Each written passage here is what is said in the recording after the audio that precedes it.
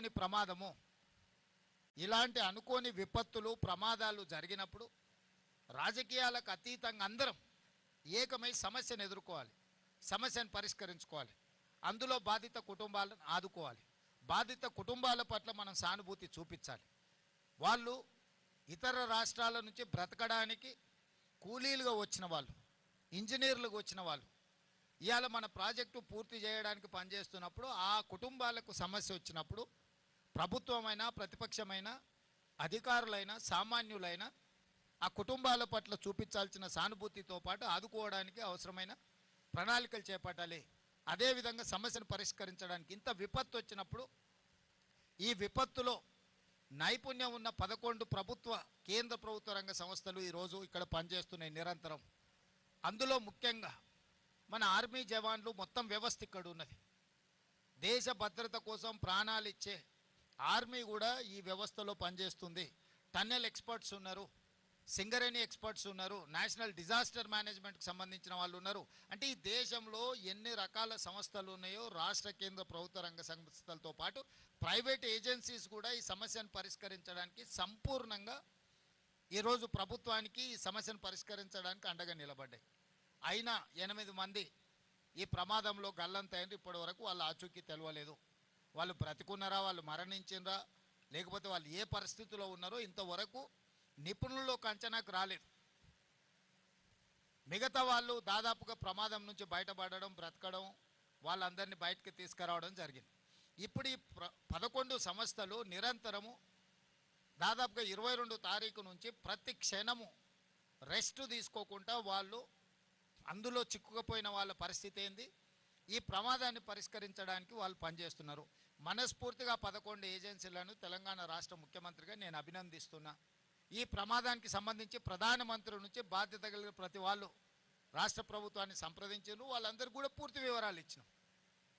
So ఇప్పటికీ ఈరోజు నిపుణులతోని మేము చర్చించి సమీక్షలో తేలింది ఏంటంటే ఇంకా 2-3 రోజులు ఈ సమస్య కొలిక్కి రావడానికి పడుతుంది. 2-3 రోజుల తర్వాత మిగతా కార్యక్రమాన్ని చెప్పగలమనేది మా దృష్టికి తీసుకొచ్చారు.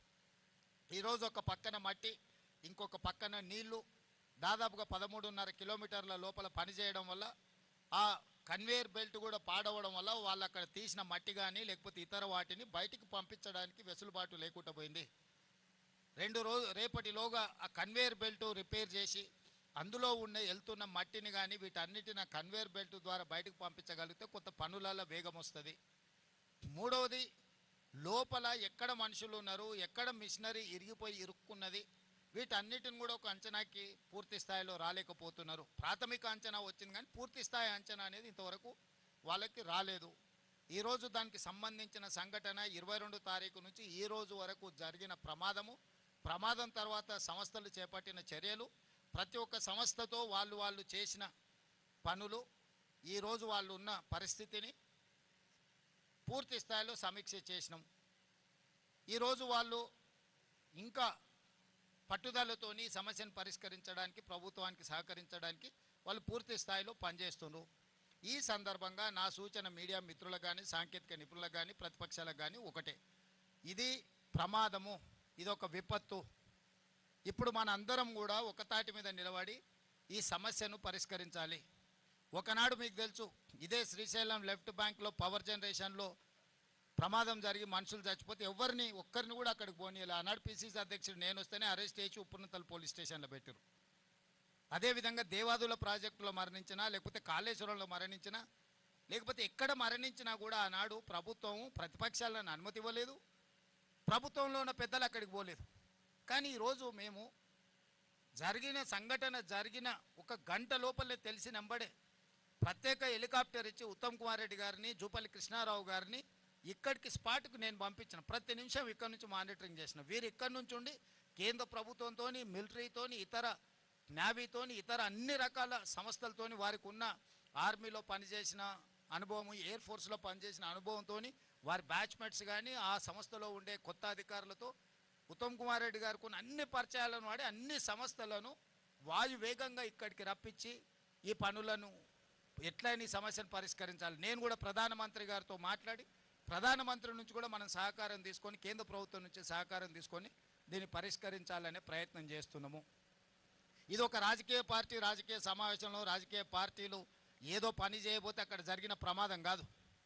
ఇదొక గొప్ప ప్రాజెక్టు. ప్రపంచంలోనే అతి పొడవైన టన్నెల్ ఇది. ప్రపంచంలో 44 కిలోమీటర్ల టన్నెల్ ఎక్కడా లేదు. ఇది ప్రపంచంలో మానవులు సృష్టించిన ఒక అద్భుతం. ఆ పనులు చేస్తున్నప్పుడు గత నిర్లక్ష్యాన్ని వదిలి ఈరోజు ఆ పనులను పూర్తి చేయాలనుకున్నప్పుడు జరిగిన దురదృష్టకరమైన సంఘటన. ఈరోజు మేము మనోధైర్యం కోల్పోలేదు. ఈరోజు ఇంకా పట్టుదలతోని ప్రాజెక్టును పూర్తి చేయాలని ప్రభుత్వం భావిస్తుంది.